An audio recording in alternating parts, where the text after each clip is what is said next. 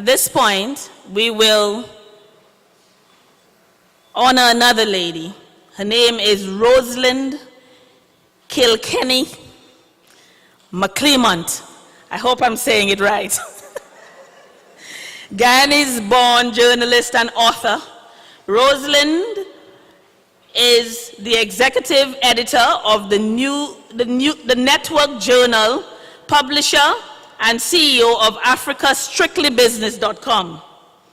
She has been featured in US radio and television programs and has received numerous awards and citations from professional, civic, cultural, and government entities. Rosalind has a bachelor's degree from the City College of New York, a master's from the New York University, and a certificate in language and literature from the Autonomous University of Madrid in Spain. We want to call on Miss Rosalind Mclymont.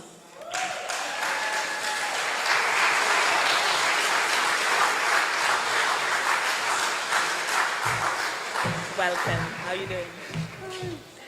All the best. Thank you. Good evening, ladies and gentlemen. My initials spell risk, and my father did it deliberately. My first name, Rosalind, my father's mother. Ivy, some of you know me as Ivy Kilkenny from Moravian Comenius School and bishops and all of that. Ivy is my mother's name. Salome, he said, is the temptress. The temptress, and Kilkenny, of course, is the family name.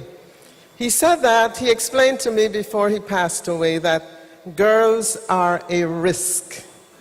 You don't know, we know that for sure. You don't know where they will end up. You don't know what they will do, no matter what values they instill, your parents instill in you. And I proved that I was a risk. I want to thank Selwyn Collins for having me share this amazing panel and being before this audience. Thank you, Selwyn. Thank you, Minister. Thank you, all ministers. This is absolutely wonderful. My two grandmothers, I did not know my mother's mother, but I feel I know her because my mother and my aunts talked about her so much. And I have to raise my grandmothers up. I also did not know my father's mother, but I carry their names and I know of their strength. My mother's mother was put in an orphanage when she was born. Her father came from Portugal. Her mother was Guyanese. When the mother died, she was put in an orphanage. At 18 years old, she had to leave that orphanage. And she started a store. She had her own store at 18 years old. My mother, my father's mother, from Essequibo, Queenstown, Essequibo. Yes, the Kilkennys were founders of Queenstown, Essequibo. So I come from a DNA that is powerful. Talk about a superwoman. I became a superwoman because I could not disgrace the legacy of my grandmothers, my mother, my aunts, all of those Kilkenny women, all of those Calder women, better for acting. I could not disgrace them. And I stand here with pride and loving myself because I have their DNA. And whenever I'm in doubt, I just look back and I look at what I have come from, the lineage that I have come from. Now, talking about my journey, one of the things that's usually not said in my academic degrees and all of those things, that's fine. But I am a Zumba teacher. Yes, I teach Zumba Gold to seniors, women. I have a black belt in Tai Chi that I got at 50 years old. Yes. I got that when I was 50 years old. I teach, I teach total body workout, weight resistance, not all those machines and all of those, pumping up and so on, but I teach total body workout, mainly to women and mainly to senior women. I am 60 plus, right? And I teach women of my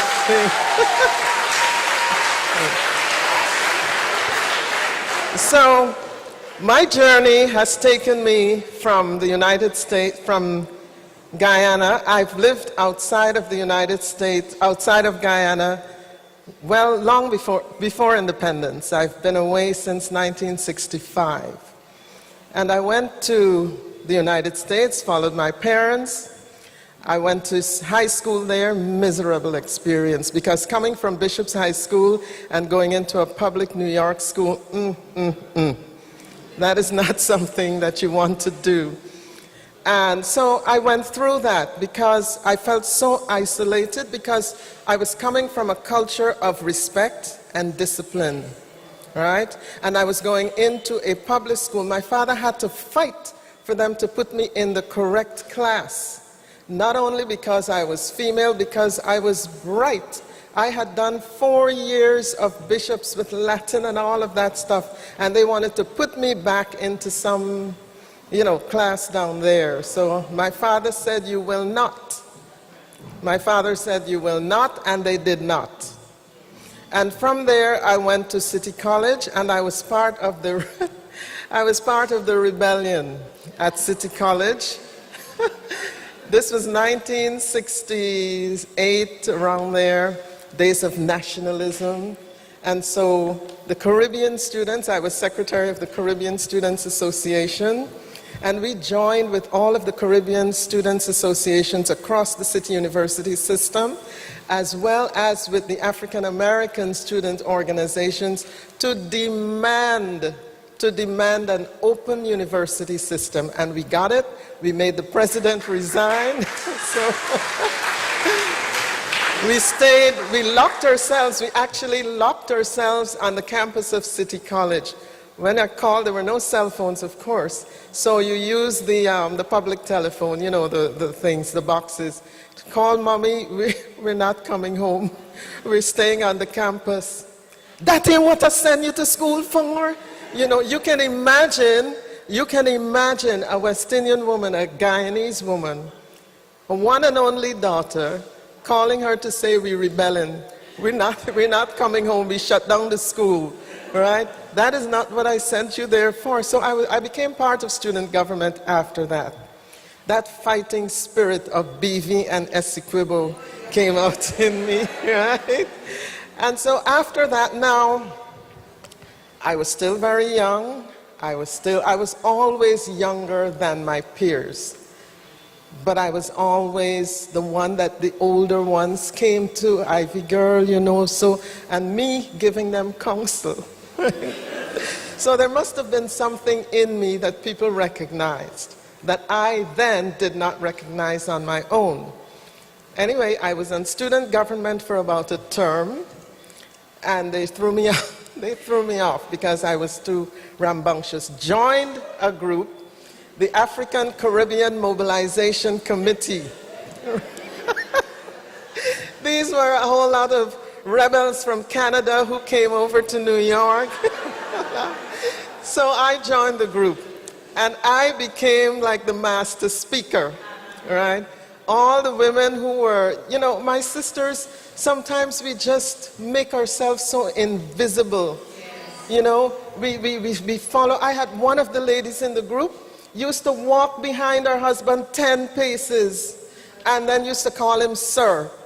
She was just a couple years older than me, and I could not take that, So I decided, after that, I graduated from City College. My mother was happy.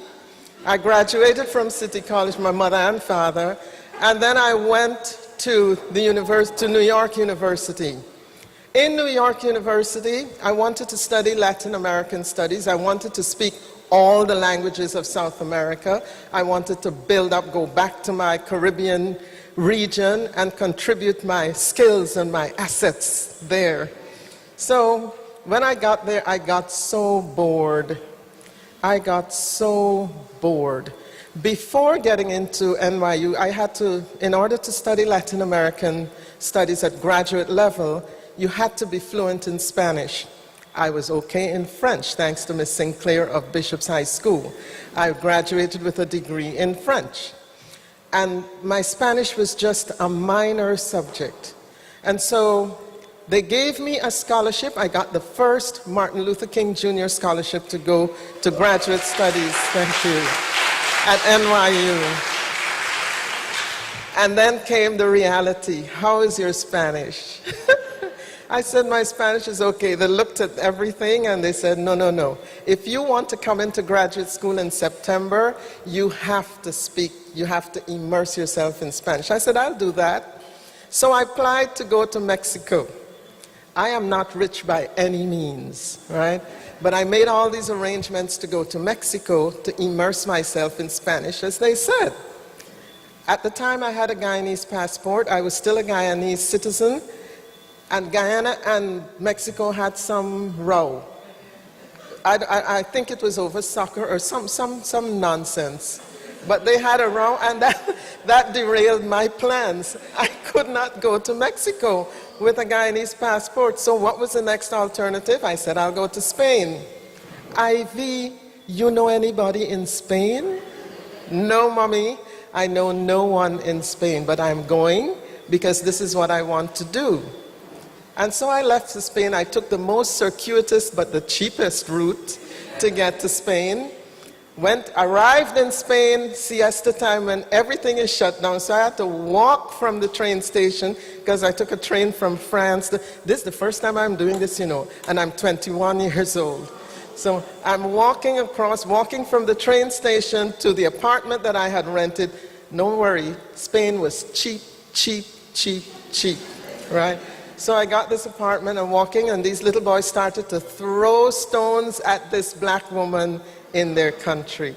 And it is their mothers and grandmothers that shut them up and shut them down, right? And kept me going on my way. So that was Spain. I met up with an African American woman, so we decided we're going to go Europe on $5 a day. All right, we're going to take the train, go all the way up to Norway, Sweden, Denmark, over to Austria, all of this. Remember, it's just $5 a day. The ticket was just $100, so you're not rich to do this. I was thrown out of Holland because I was on my way from Holland, actually. From Holland, we had to go through Germany to get to France. And I had no visa for Germany because I'm not, as a Guyanese passport now, I had no visa for Germany because I'm not stopping in Germany. I'm just going to France, so I'm just sailing right through. Oh no, that didn't work. So they threw me off the train in, I think it was Heidelberg or somewhere like that at the border in Germany. Had to go back to the Netherlands. But by the time I had gotten to that station, they had radioed ahead that this criminal was coming. So when we got off the train, there was the station master, Rosalind Kilkenny, you know. But we went back we sat there, waited on the train that was going back to Holland. He put us on. We had a good time because when you're a human being with a pure heart, you can live anywhere, you know. And so I had no airs and graces or anything like that. I love people. I just love human beings. I'm very pleased with myself. So I love myself. We went back to the Netherlands, got the visa, had to run around and get a visa, got the visa and went back over to France. When we passed Heidelberg, and there was the station master ready to wave for me. And he waved, and so. After that was one learning episode. You get to know, you know, you're feeling yourself, you can get through all of these difficulties, whether racial or, you know, whatever the circumstance. I'm just 21 years old doing this. But again, BV, Queenstown, spirit, right? And so I went to live in Africa because I said, okay, I'm a Garveyite, Africa for Africans, build Africa strong, and then black people everywhere will be honored and respected. I still believe that. I am a Garveyite. And so, almost got kidnapped when we landed in Uganda. Why? You know, it was in the time of Idi Amin, right? So here I am. My friend decided to come with me, Mitzi, a Trinidadian, because that was the one that used to walk behind the husband. She was now feeling herself. So she said, I'm going with Ivy. So she came with me. The men were upset because in the organization, because we decided we're going without asking them for permission. We were supposed to ask them permission. Well, you know, brother, can we go? We want to go. And they were supposed to go first, not us. So, you know, who can tell me, who can take my power from me and tell me that I cannot do something? Another human being will tell me that I must cede my power to them. Why? God would slap me in my face, right?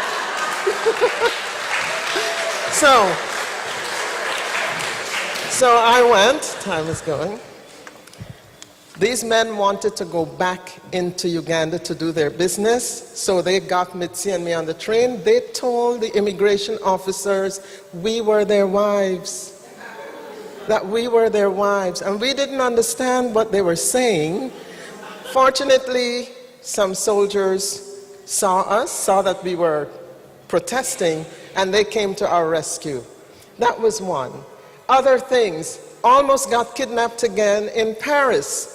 When we landed in Paris, this other friend and I, on our way from Madrid, landed in Paris. They took us to this place. You don't have to stay at the train station. We were going to sleep in the train station to catch the train onwards. No, you don't have to sleep in the train station. We have a little place where you could shelter. Oh yes, they had chains after they locked us in. They put chains on the door. We broke down that door. We waited like 2 in the morning, broke it down, and ran as fast as we can. We're in Paris, you know. Made it to the train station. Sorry. In the Congo, I lived in the Congo. I was a teacher. I had a lot to say. I was a good teacher too. In the Congo, soldiers held me up at gunpoint. My husband and I, we had gone to see Roots, held us up at gunpoint, sent him to go and get money. Me standing there with soldiers pointing guns at me. I don't know what my fate would be, right? My husband came back with money and they let us go. They let us go. So you see, I believe that you have a wellspring of power in you. It's a wellspring that you have to value. You have to recognize it, honor it, acknowledge it, and flaunt it. Right? I believe. You do not sit back. Mediocrity, no such thing. No mediocrity. You have to stand above the lumpen proletariat, right? Some of you know. You cannot. When I die, people must know I was here. People must know I was here, right? And so some of these things I have written. Obviously, I got a lot to say. That means I have a lot to write. So I have my first novel, Middle Ground, is in pre-film production. And my last one, I was here last year to do the release of that novel, the Guyana Contract. And a lot of they're fiction, but there's a lot of me in them. Okay, so if ever you get a chance to read those. So thank you, Selwyn, for bringing me before this audience. And thank you so much. Thank you so much. Appreciate that. Thank you so much.